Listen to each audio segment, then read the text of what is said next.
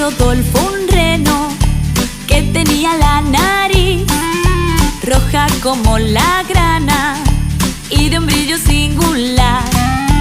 Todos sus compañeros se reían sin parar y nuestro buen amigo no paraba de llorar.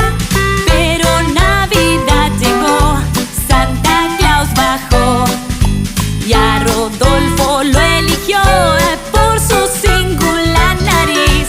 Tirando del trineo fue Rodolfo sensación y desde aquel momento